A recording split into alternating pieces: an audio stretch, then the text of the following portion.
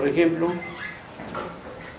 te compras un zapato y te queda un poco pequeño, te molesta los pies, pero los zapatos te gustan, ¿no? Entonces sigues poniendo el zapato y ¿qué te va a parecer?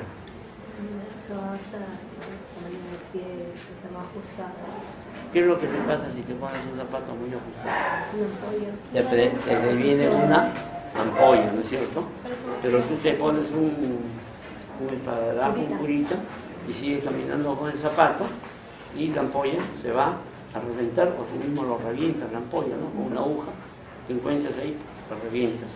Te sigues poniendo el zapato y después de la ampolla que va en... ¿Qué viene? Un callo. El callo. Entonces, ese fenómeno viene a ser una adaptación. Si tu cuerpo no se adaptara a la injuria que viene a ser el calzado pequeño, ¿qué va a pasar? Se te va a producir una gran herida, una úlcera en esa zona, ¿no es cierto? Entonces la adaptación celular viene a ser la aceptación de nuestro cuerpo de las injurias. Pero no todas las injurias van a llegar a un buen fin. Entonces vamos a ver que algunas injurias no cumplen esa finalidad, como hemos visto el zapato. Pueden determinar lo que se llama la muerte celular. Y cuando hablamos de muerte celular, ¿de qué estamos hablando? Estamos hablando de una necrosis o de la muerte celular. Y cuando nosotros hablamos de la muerte celular, sabemos que tenemos dos tipos de muerte celular, ¿no es cierto? ¿Cuáles son? Apoptosis, ¿no? La necrosis, que es la muerte por lo que hemos dicho, ¿no? Y la apoptosis es una muerte programada, es una muerte que está determinada por cada una de las células. Por ejemplo, los glóbulos rojos, ¿tienen cuánto? 120 días, ¿no es cierto? A los 120 días la célula desaparece, muere la célula, ¿no es cierto? Entonces nosotros, de lo que estamos hablando, podemos tener dos tipos de adaptación, ¿no es cierto? Una que va a llevar a la muerte y la otra que se va a adaptar nuestra célula a esa injuria. Entonces acá nosotros vamos a ver que la adaptación celular viene a ser los cambios que se producen primeramente por el medio ambiente, es uno de los factores, ¿no es cierto? Si por ejemplo nosotros estamos en un ambiente en donde hay mucha cantidad de CO2, ¿qué problema vamos a tener? Vamos a tener la antracosis, ¿no es cierto? Por ejemplo, la gente que vive en el centro de Lima, con todos los carros que botan humo, pero terriblemente, entonces eso es una noxa, y esto nos va a producir, por ejemplo, una enfermedad que viene a ser la antracosis. Vamos a ver que las células se puede tener una adaptación a nivel bioquímico al cambio de las estructuras visibles. Una estructura visible es lo que hemos hablado, ¿no? La aparición de la ampolla, luego la aparición de un callo, que es la hipercornificación del tejido. Vamos a ver que tiene un estado intermedio entre la célula normal y la célula lesionada. Nosotros vamos a ver que tenemos varios tipos de adaptación. Vamos a tener una adaptación fisiológica y vamos a tener una adaptación patológica. Cuando nosotros hablamos de una adaptación fisiológica, ¿a qué se refiere?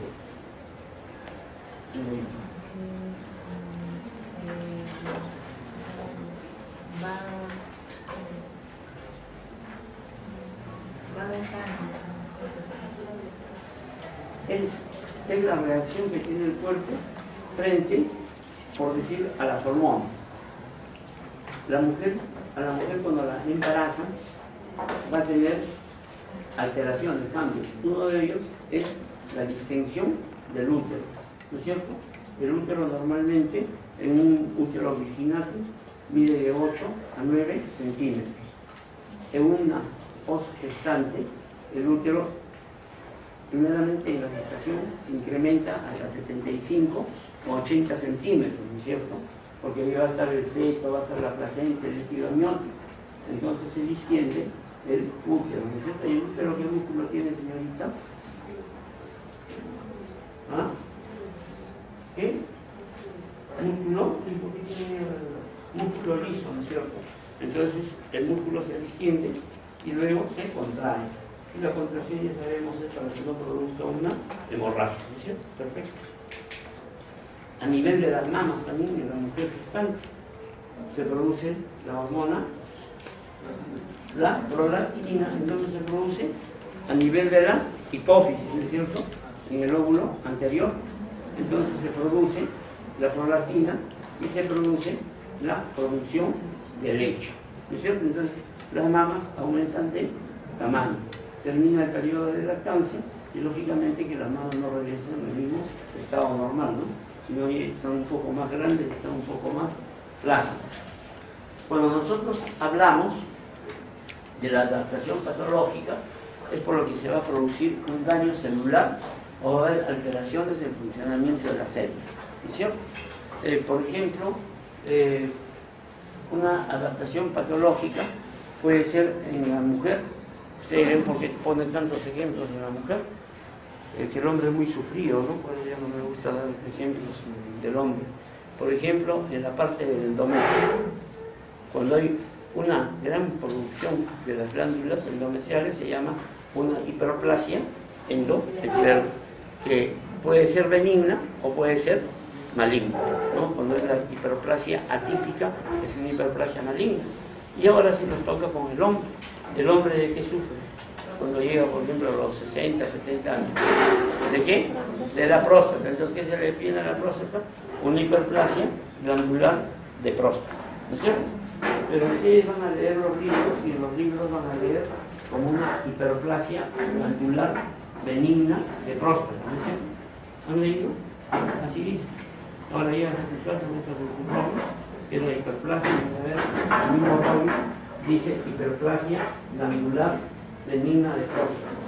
Yo pregunto a la señorita, ¿y usted conoce alguna hiperplasia maligna? ¿Hay alguna hiperplasia maligna? No, porque toda hiperplasia es benigna. Entonces es un título que se pone en forma errada, porque no hay hiperplasia maligna, sino simplemente se debe llamar hiperplasia glandular de próstata. Este cuadro nos indica que los cambios en el medio ambiente, esto va a dar una respuesta celular.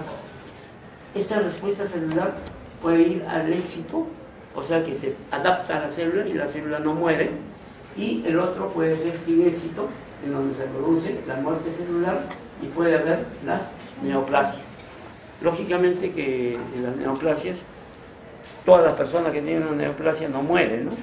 Porque acá en este cuadro faltaría decir lo que viene a ser la neoplasia benigna y la neoplasia maligna.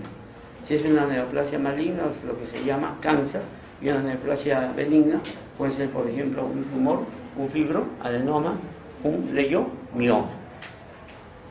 Cuando hablamos de muerte celular, acá encajan los dos grupos. La muerte que es por necrosis y la muerte que es por apoptosis. Nosotros, ¿cómo medimos, señorita, usted, cómo medimos la apoptosis? ¿O no se mide? Por ejemplo, una mujer tiene un tumor en la mama. Antiguamente, cuando había un tumor en la mama, simplemente se diagnosticaba un carcinoma ductal infiltrante de mama con ganglios tomados o ganglios libres, ¿no es cierto? Pero no veíamos si el tumor era hormono dependiente, si el tumor, cómo estaba el crecimiento de sus células por medio del P53 y también cómo reaccionaba frente a lo que es el CERV2. Entonces el que nos va a indicar el crecimiento de un tumor va a ser el P53. ¿Y cómo se encuentra el P53? El P53 se va a medir por una reacción inmunológica que se llama la inmunohistoquímica. Y la inmunohistoquímica es la reacción antígeno-anticuerpo. La persona pone el antígeno y el anticuerpo lo compramos en el proveedor. Entonces hacemos la reacción del tejido con el anticuerpo, y si reacciona con un color marrón, diremos que es positivo para P53, para CB2, o es positivo para lo que vienen a ser los estrógenos y la progesterona. Tenemos que usar un marcador específico para cada una de estas entidades. O sea, tenemos que tener un anticuerpo para estrógeno, un anticuerpo para progesterona, un anticuerpo para el P53 y un anticuerpo para el CB2. Del mismo modo, es lo que se usa, por ejemplo, en los linfomas. ¿No es cierto? ¿Tú sabes qué es un linfoma? El linfoma es la neoplasia maligna, por supuesto, de los ganglios linfáticos. Y no solamente los ganglios linfáticos, puede haber un linfoma gástrico, puede haber un linfoma intestinal, puede haber un linfoma de tipo cerebral. Entonces nosotros ahí también tenemos que ver si ese linfoma tiene un linaje de células T o tiene un linaje de células T. ¿No es cierto? Entonces antes se veía solamente por el microscopio, al ojo, así, ¿no? Decir, esto es linfocito B porque la superficie está un poco rugosa y este es liso y va a ser un linfocito de tipo T. Entonces yo le informaba a la oncóloga linfoma no Hodgkin difuso con células tipo T. Ella confiaba en lo que le decía el patólogo y le daba el tratamiento para células T y el paciente se moría. Entonces, ¿qué pasaba? Que el doctor Ángel se equivocó. En vez de que sea T, era beta. Entonces, ahora ya no sucede eso. También se usa la inmunistoquímica, que es la reacción antígeno-anticuerpo, y se puede determinar exactamente si es un linfocito T o es un linfocito B. Si es un linfocito T, va a ser positivo a un CD3 o un CD4. Si es un linfocito B, va a ser positivo a un CD20.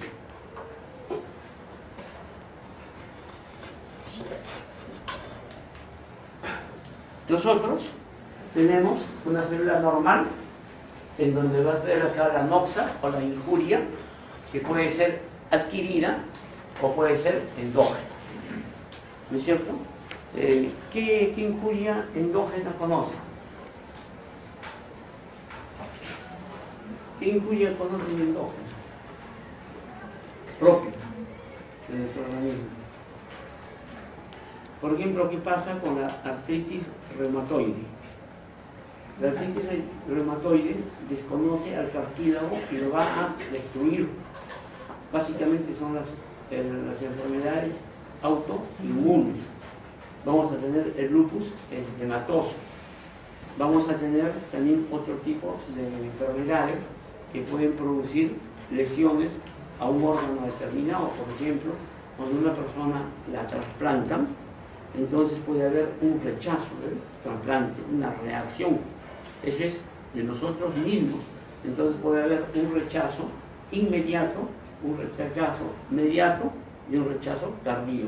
El rechazo tardío puede llegar a producirse hasta los 8, 9 años. Y el inmediato es cuando uno está haciendo el acto quirúrgico. Entonces, cuando nosotros tenemos la noxa adquirida, va a ser la que hemos visto, ambientales, hipoxia, nutrición, inmunológico y el estilo de vida. También en la parte adquirida está la parte inmunológica, ¿no es cierto? Porque nosotros sabemos que en la inmunología, ¿cómo se divide la inmunología? A ver, usted, ¿cómo se divide la inmunología? Hay dos tipos de inmunología, ¿no? Uno, el que nace con uno, que se llama la nata, y la otra la adquirida. Pero aparte también hay una distinción, hay una inmunología de tipo humoral y hay una inmunología de tipo celular.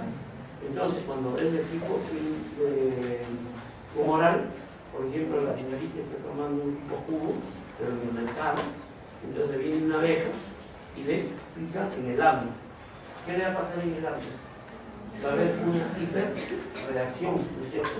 Se le va a hinchar el labio, se le va a producir un proceso inflamatorio y todo porque va a haber el problema de lo que va a ser la inmunología humoral.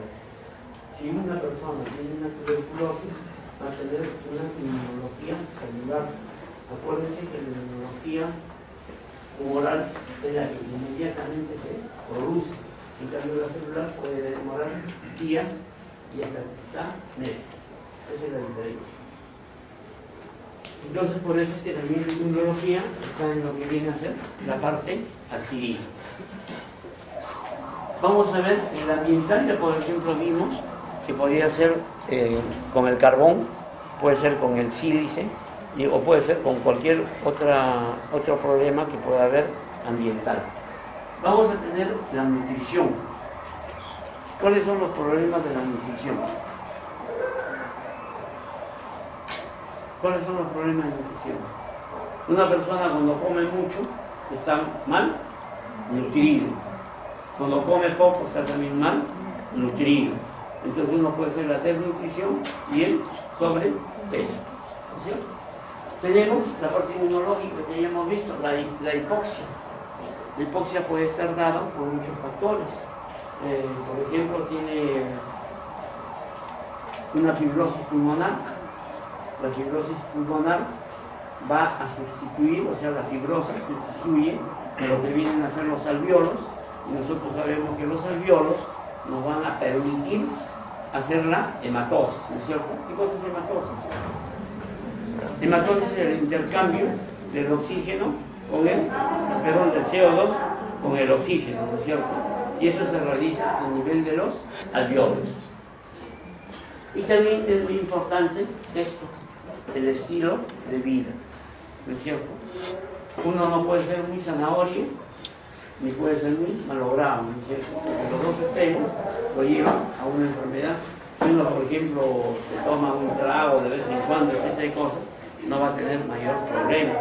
Pero aquella persona que beben hasta por lo que es el santo de una mosca, entonces el licor le va a producir unas alteraciones. Y la principal alteración que va a producir es a nivel del hígado, que va a ser una esteatosis hepática, ¿no es cierto? Que ese cuadro es reversible, deja de producirse la noxa y la esteatosis va a regresar a un estado normal del hígado. Si sigue tomando esa esteatosis, va a pasar a lo que viene a ser una cirrosis hepática.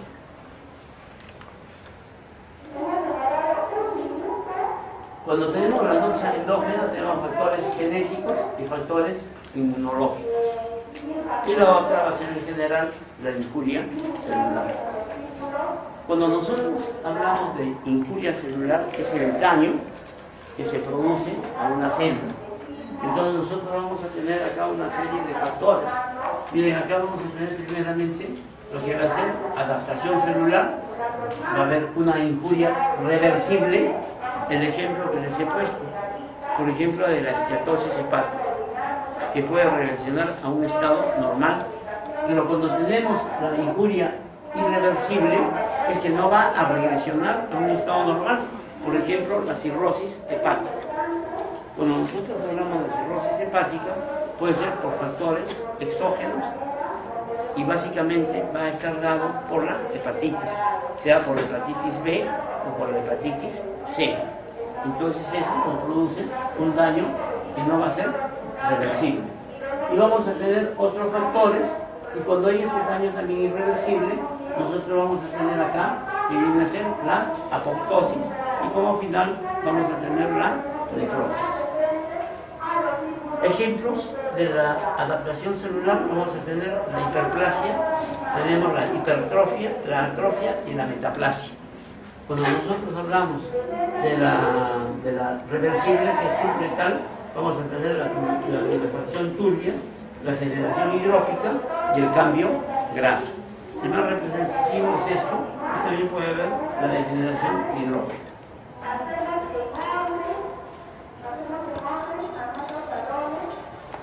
Las respuestas adaptativas van a estar dadas por el aumento del número de las células.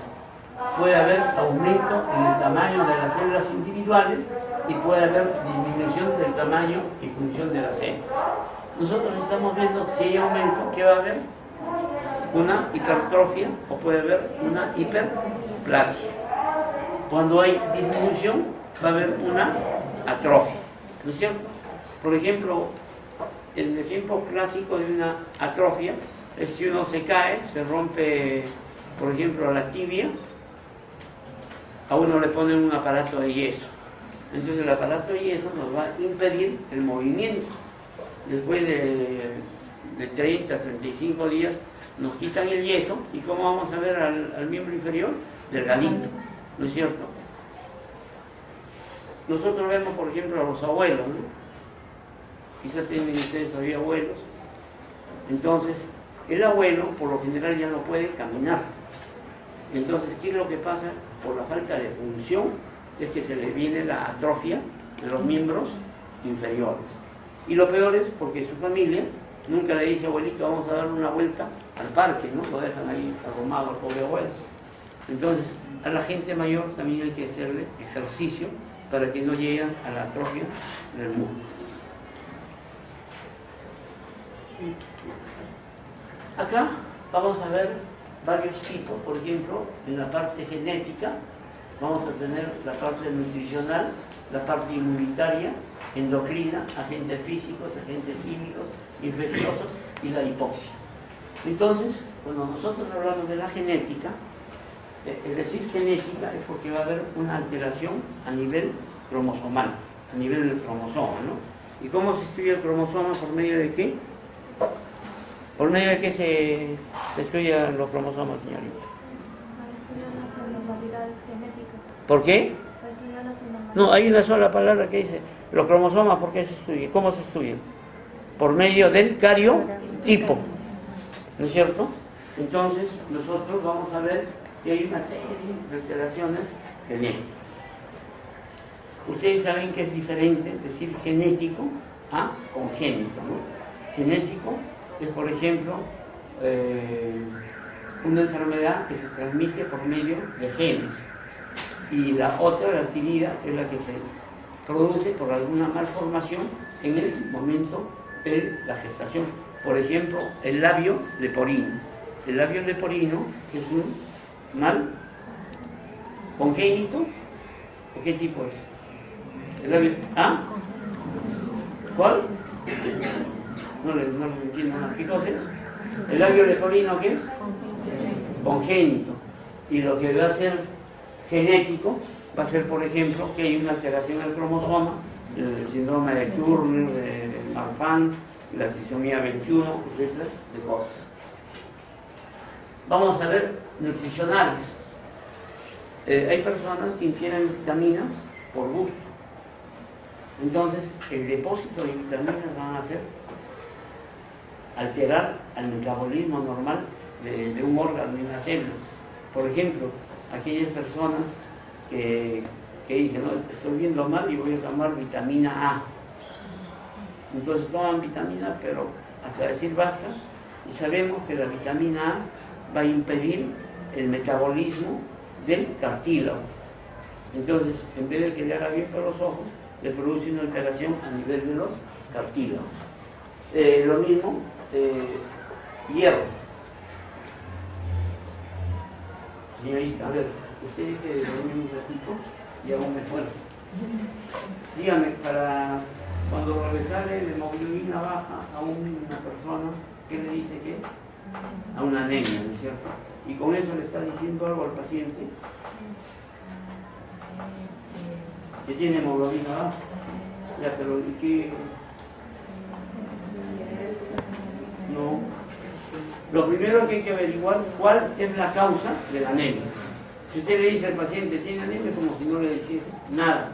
Tiene que averiguar cuál es la causa, porque nosotros sabemos que puede haber una anemia por una hemorragia. Puede ser interno o externo. Puede ser una anemia por deficiencia del factor de Castleman o del ácido fólico. Puede haber una anemia por secreción de la médula ósea. Entonces, si nosotros no sabemos por qué la anemia, le comenzamos a dar fierro hasta decir basta, pero el fierro no va a ser absorbido si es que no tiene el factor de Castleman ni tiene el ácido fólico. Entonces, es por gusto.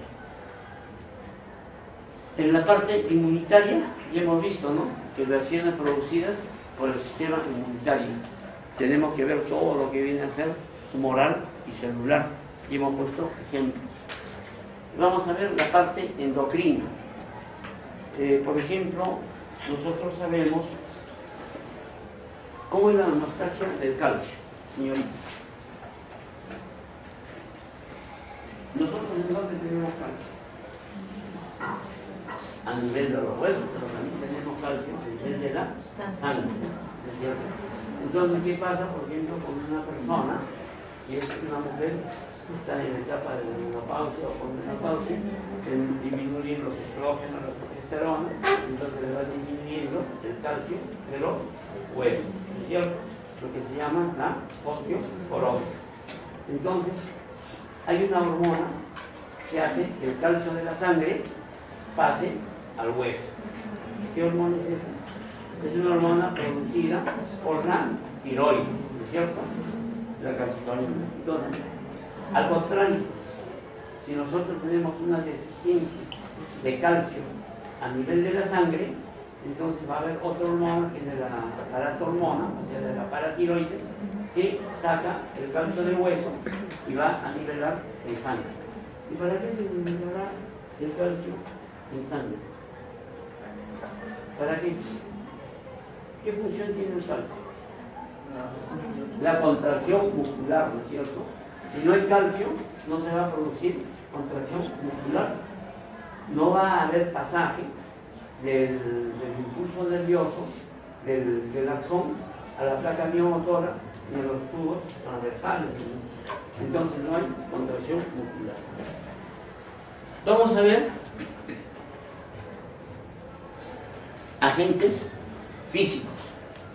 Entre los agentes físicos vamos a ver, por ejemplo, los traumatismos, ¿no? El atropello, el maltrato de la mujer al hombre y del hombre a la mujer. Entonces, todo eso produce también lesiones que muchas veces pueden ser irreversibles, ¿no?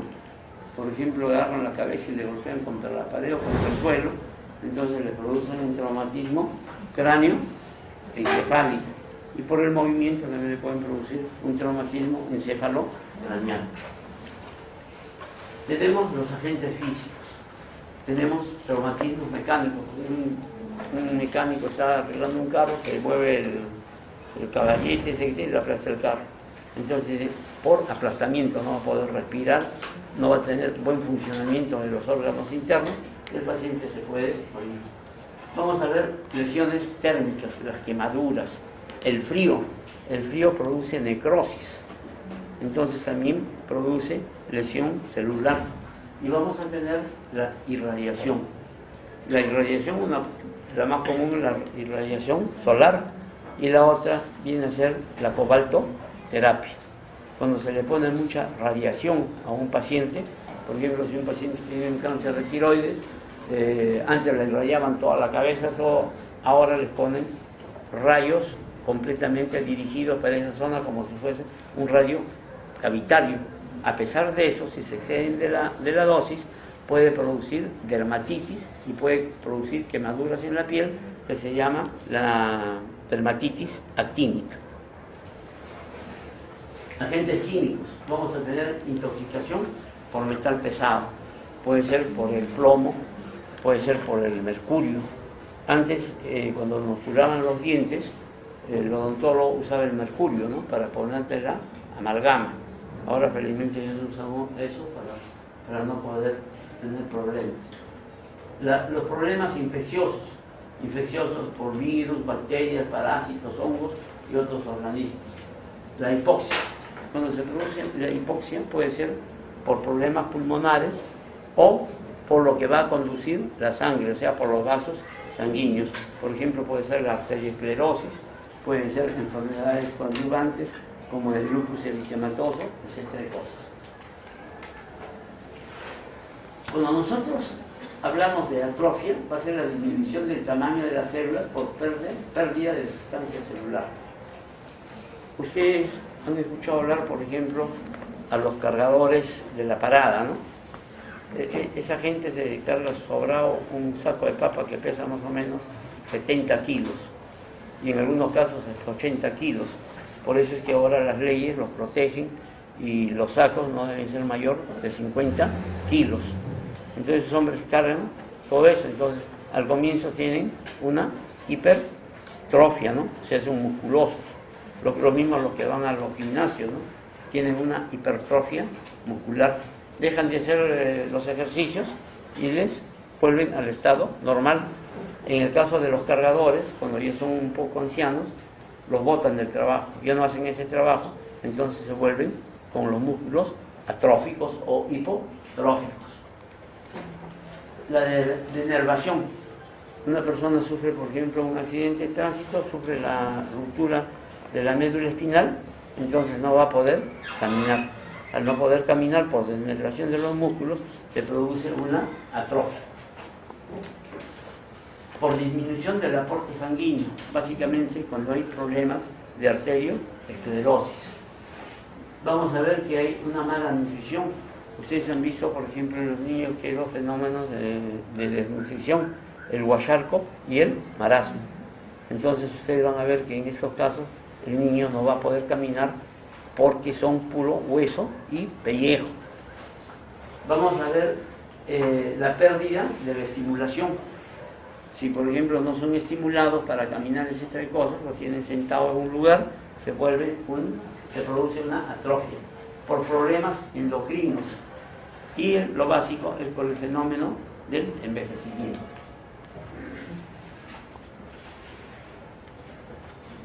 El estímulo normal puede convertirse en una falta de estímulo endocrino. Por ejemplo, en la mujer, si tiene mucho estímulo, se va a producir una hiperplasia endometrial. Deja de funcionar el estrógeno y la progesterona, entonces se convierte en una atrofia uterina, una atrofia del endometrio. Disminución del riego sanguíneo. Cuando no hay riego sanguíneo, el paciente no puede caminar, porque hay una sencilla razón: ese paciente no va a tener una circulación suficiente para nutrir a los músculos. Nosotros sabemos que los músculos son muy irrigados y muy bien inervados. Vamos a ver que el envejecimiento es una causa también, y todo esto va a actuar sobre el tejido normal, y esto va a producir lo que viene a ser la atrofia. Esta atrofia, si no se corrige el problema que hay, por ejemplo, si tengo una persona que le he sacado el yeso y no le doy rehabilitación, no va a poder mejorar. Entonces lo que tengo que hacer es mejorar la actividad muscular, y luego va a haber un crecimiento, un desarrollo normal, y nuevamente se va a convertir en un tejido normal. Vamos a ver cambios celulares fundamentales, que va a ser la pérdida, la reducción del tamaño. Cuando hay atrofia, se reduce toda la masa o el volumen que tiene un órgano. Vamos a ver que se alcanza un nuevo equilibrio entre lo que es el volumen celular y el nivel del aporte sanguíneo, de la nutrición y de la estimulación trófica. Las células con funcionamiento disminuido, pero no son muertas, va a tener cambios celulares. Entre los cambios celulares, primeramente vamos a tener el número de mitocondrias. Nosotros sabemos que la mitocondria es la primera organela o el organulo que va a producir energía. Y nosotros tenemos mucha cantidad de mitocondrias a nivel del músculo, a nivel de las neuronas. Tenemos los mecanismos bioquímicos. Cuando uno produce mucha actividad al músculo, el músculo produce el ácido láctico. Y cuando hay ácido láctico, no va a haber una buena despolarización y el paciente no va a poder caminar, o le va a venir calambres. ¿No es cierto? Los calambres se producen por mala irrigación, por mucho esfuerzo sanguíneo y por problemas circulatorios. Vamos a ver el incremento de las vacuolas autofágicas. Vamos a ver la formación de los cuerpos residuales y de la muerte celular como último elemento. Cuando nosotros hablamos de lesiones de desgaste, por ejemplo, tenemos un pigmento que va a ser la lipofucsina. Esta lipofuscina se encuentra a nivel del sistema nervioso central, juntamente con los lisosomas, y también se encuentra a nivel del corazón, y este pigmento se encuentra en personas muy mayores. Cuando hay muerte celular, ya sabemos que se produce una necrosis y la destrucción de la célula. Por ejemplo, un efecto que produce la muerte celular es la falta de irrigación sanguínea. Por ejemplo, en lo que viene a ser el infarto del miocardio. El infarto del miocardio se produce porque hay una obstrucción de las arterias coronarias, que es completamente diferente a lo que es un paro cardíaco. Un paro cardíaco es por la falta de automatismo en el seno ventricular, en el seno auriculoventricular, para que pase al LGIS y termine en las fibras de Purkinje. Las formas de atrofia va a ser fisiológica, va a ser de neuropáticas, nutricionales, endocrinas y por desuso. O sea, todo lo que no se usa se atrofia. ¿No es cierto? También con mucho uso también se malogra. Vamos a ver que cuando tenemos las neuropatías, hay una enfermedad metabólica que es la primera causa de las neuropatías, y va a ser el incremento de la glucosa, o sea, la diabetes mellitus. Nosotros sabemos que la diabetes mellitus se produce por dos factores. Uno, por la deficiencia de la insulina en los islotes de Langerhans, en las células beta, o puede haber la falta de reconocimiento de la célula receptora a la insulina. Entonces nosotros hacemos un dosaje de insulina, ahí está normal, y el problema va a ser en la recepción de estas células. Cuando nosotros hablamos de la hipertrofia, es el aumento del tamaño de la célula. El tejido posee células nuevas, no posee células nuevas, y va a tener células grandes, va a aumentar de tamaño, y básicamente esto se va a producir por el ejercicio físico, pero también vamos a tener un tipo de hipertrofia de tipo fisiológico. Cuando hablamos de la hipertrofia fisiológica, nosotros primeramente vamos a saber que es producida por hormonas. Va a haber, por ejemplo, el aumento del útero en el embarazo, esto es producido por los estrógenos. Va a haber hipertrofia de la mama durante la lactancia, que ya lo hemos visto. Cuando hablamos de la hipertrofia patológica, vamos a tener hipertrofia del trabajo. En los cargadores que hemos visto, por ejemplo, se incrementa la masa muscular. Microscópicamente, nosotros vamos a ver que va a haber un aumento de volumen de las fibras musculares. ¿Cómo se llama la fibra muscular? El miocito, ¿no es cierto? Entonces nosotros sabemos que los miocitos, por ejemplo, del músculo liso, van a ser de forma fusiforme. El músculo estriado esquelético va a ser de forma cilíndrica, y el músculo cardíaco va a ser en forma de pantalón y con los discos intercalares entre ambas bocas del pantalón. Entonces nosotros vamos a ver que va a haber un aumento de volumen de las fibras musculares por aumento del protoplasma. Vamos a ver que los núcleos van a ser grandes, hipercromáticos, y van a ser irregulares. Va a haber un aumento de la vascularización. Cuando uno tiene un tumor, si es maligno, el crecimiento es bastante rápido del tumor, pero a la vez tiene que acompañar un crecimiento o una vascularización del tumor, y eso va a estar dado y delimitado por lo que viene a ser la necrosis tumoral. Si no hay buena irrigación al tumor, el tumor se va a comenzar a necrosar, y es un factor también que se usa favorablemente para los tumores malignos, porque el tumor se va a ir necrosando. Pero el problema es que esa necrosis del tumor va a producir un proceso infeccioso. Entonces se limita el crecimiento del tumor, pero se va a sobregenerar una infección, y por lo general las personas que tienen neoplasias malignas tienen disminución a nivel inmunológico. Lógicamente que no es tanto como los pacientes que tienen el síndrome de inmunodeficiencia adquirida.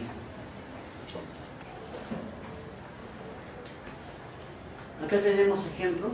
Por ejemplo, Este es el músculo cardíaco, no pide forma de pantalón. Aquí vamos a tener el disco intercalar. El disco intercalar solamente se encuentra en el músculo cardíaco.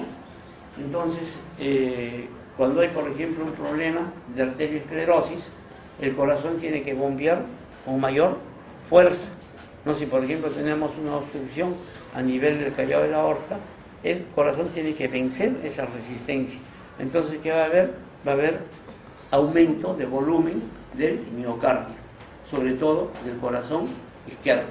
Del mismo modo, si hay una resistencia al aumento de la respiración, va a haber una hipertrofia de tipo ventricular. Entonces, miren cómo cuando se produce la hiperplasia, cómo las fibras van a estar completamente aumentadas. Miren los núcleos, que son multinucleados, van a ser muy grandes e hipercromáticos.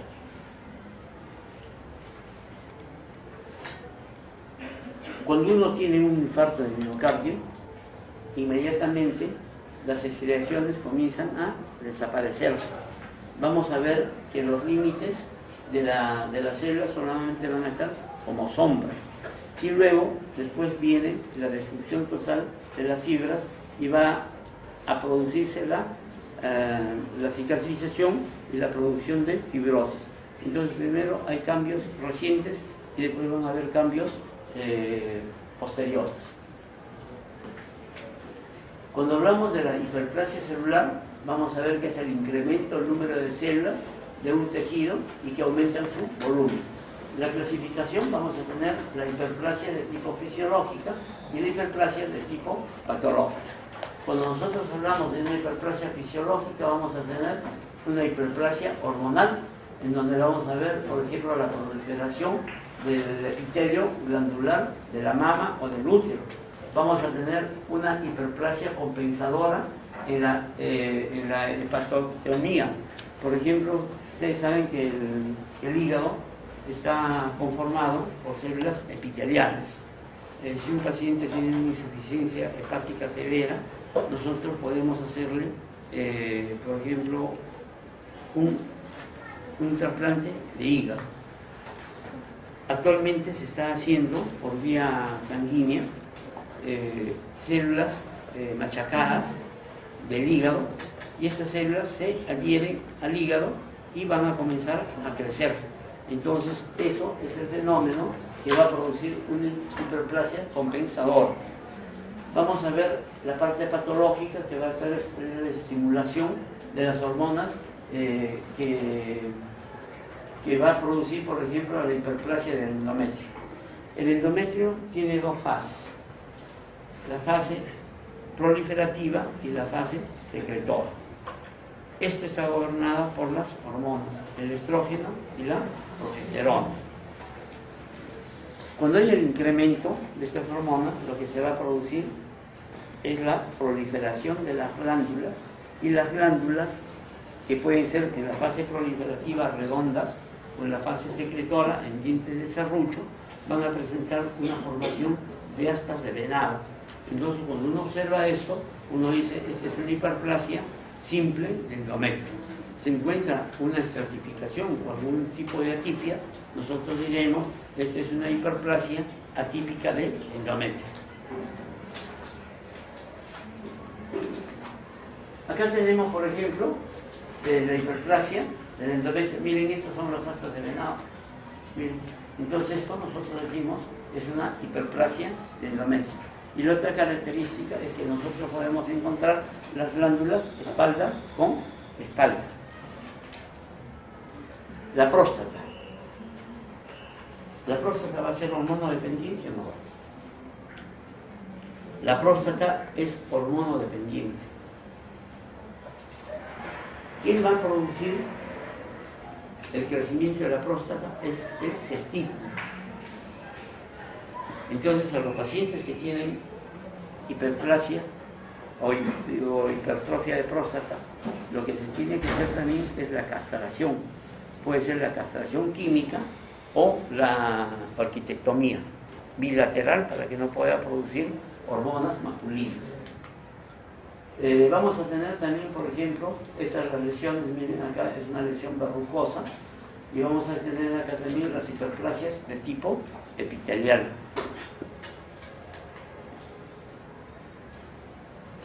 Pasamos a lo que viene a ser la metaplasia. ¿Qué viene a ser metaplasia? Nosotros sabemos que tenemos epitelios ya establecidos en cada órgano. Por ejemplo, en el aparato respiratorio, un tipo de epitelio es un epitelio cilíndrico ciliado, ¿cierto? ¿Sí? Según el certificado cilíndrico ciliado. En el cuello uterino tenemos un epitelio de tipo poliespecificado plano no queratinizado. En el esófago lo mismo, el epitelio poliespecificado plano no queratinizado. En todo lo que son cavidades y la parte interna del tubo digestivo se van a tener las mucosas. Y también van a tener un epitelio poliespecificado plano no queratinizado. Y así sucesivamente. Y también tenemos los tejidos básicos, ¿no? Vamos a tener el tejido epitelial, vamos a tener el tejido conjuntivo, vamos a tener el tejido muscular, el tejido nervioso. Y cuando hablamos del tejido conjuntival, vamos a tener lo que viene a ser el tejido óseo, el tejido cartilaginoso, vamos a tener el tejido adiposo y vamos a tener el tejido sanguíneo.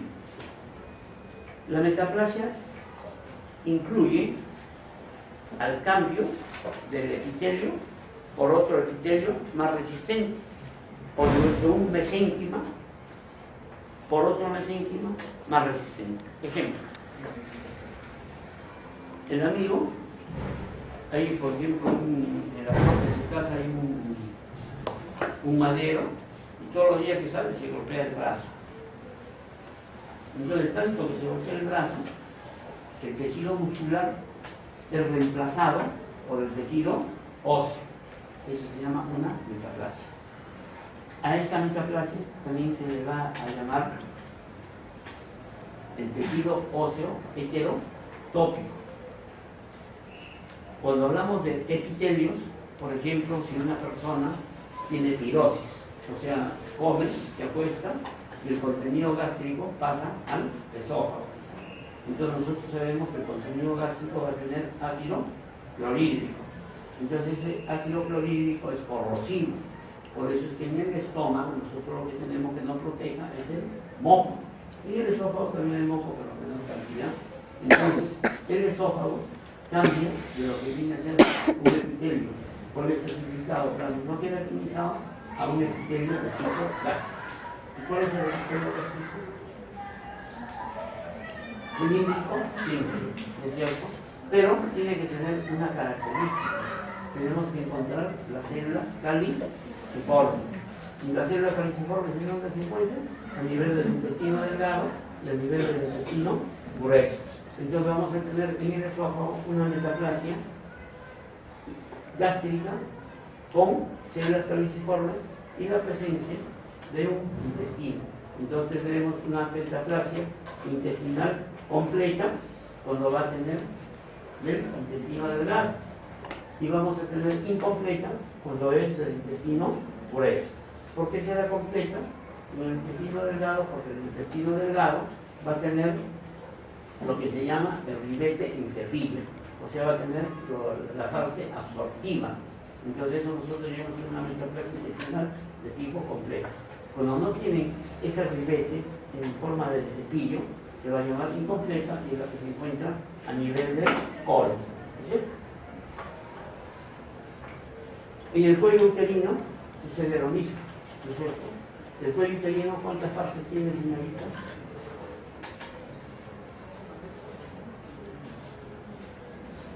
Dos partes, ¿no? La parte externa se llama electocéfalo y la parte interna se llama endocéfalo. La parte externa está constituido por un epitelio poliespecificado plano no queratinizado, y vamos a tener el cambio en el endocéfalo con un epitelio cilíndrico, un cilíndrico no ciliado. Este pasaje de lo que es el epitelio poliespecificado plano no queratinizado al cilíndrico se va a llamar el fortis, por la zona escamocolumnar o la zona Z. Entonces, eso es lo normal. Pero si, por ejemplo, una persona tiene un prolapso, o puede tener un dispositivo intrauterino y la colita del dispositivo de la tele de cobre, de plata, de fibra que se ponga, produce una lesión a nivel del cuello. Entonces ese cuello se va a defender. En vez de ser un epitelio policertificado plano no queratinizado, se transforma en un epitelio policertificado plano de tipo queratinizado. En una persona mayor que tiene un prolapso, o sea, se produce el descolgamiento del útero, del cuello uterino, y va a tener el cuello uterino y el introito vaginal. Entonces, la mujer a la sentada, usa la ropa interior, siempre cosa, y esta función, esta injuria, hace que el epitelio, que es policertificado plano no queratinizado, se transforma en un epitelio policertificado queratinizado.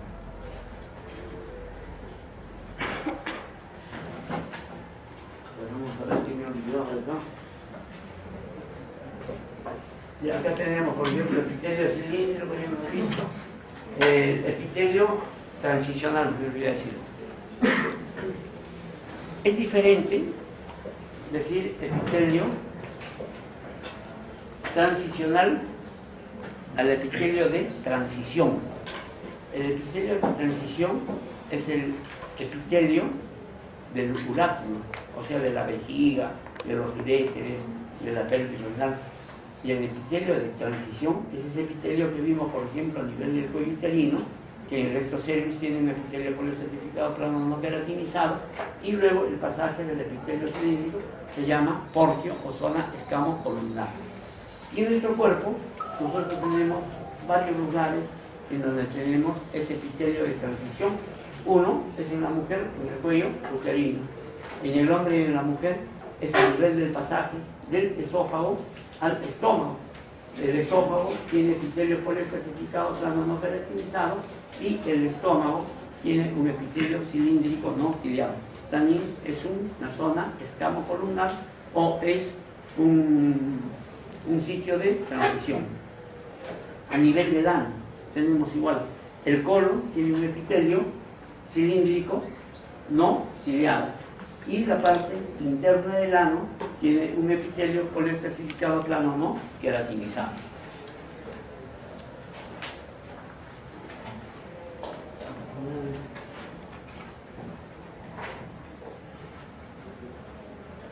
Hemos hablado del esófago, epitelio cilíndrico.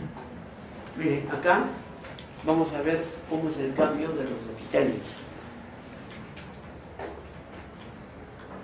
Nosotros vamos a ver, por ejemplo, que el cuello uterino tiene este epitelio, pero por ciertas circunstancias se puede tener el cambio del epitelio a un policertificado, y además el epitelio policertificado puede estar queratinizado, que en el recto cervix no tiene queratina. Eso viene a ser una metaplasia.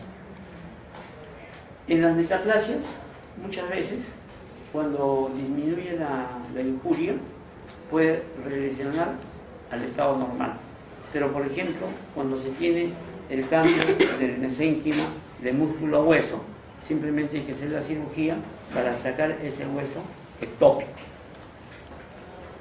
También a esa patología vamos a llamar hueso ectópico, y se llama también no recuerdo el otro nombre que tiene, pero con hueso ectópico es suficiente.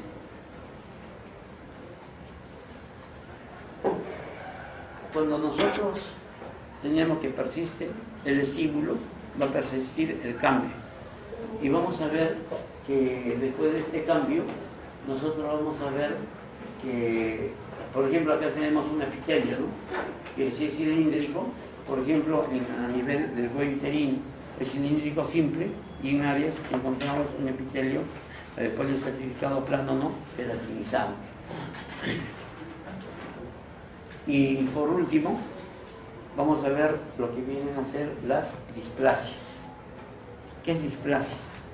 La displasia es el cambio de un epitelio normal por un epitelio atípico. Nosotros vamos a tener displasias de tres tipos. La displasia leve, o la lesión intraepitelial de bajo grado, que es el NIC 1.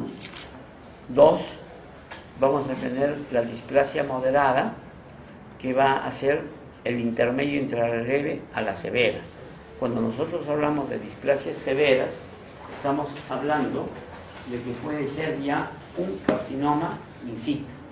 Y cuando hablamos del carcinoma in situ, hay que acordarnos que lo que nos va a limitar ese tipo de lesiones va a ser la membrana basal, ¿no es cierto? Entonces, si rompe la membrana basal, ya es un carcinoma microinvasor o invasor. Si no rompe la membrana basal, es una displasia severa y o un carcinoma in situ. Actualmente también hay las displasias de tipo coidocitótico. Una displasia de tipo coidocitótico viene a ser una displasia leve o un NIC 1, y las displasias coidocitóticas van asociadas por lo general a lo que es la infección por el papiloma virus humano. Y nosotros sabemos que el papiloma virus humano, que puede producir el cáncer de cuello uterino, van a ser 2, el 16 y el 18. ¿No es cierto? No sé si tienen alguna pregunta. ¿Alguna pregunta, por favor? El grupo de práctica que me corresponde, nos encontramos ahorita en el segundo piso en el laboratorio, por favor. Eso es todo. Gracias.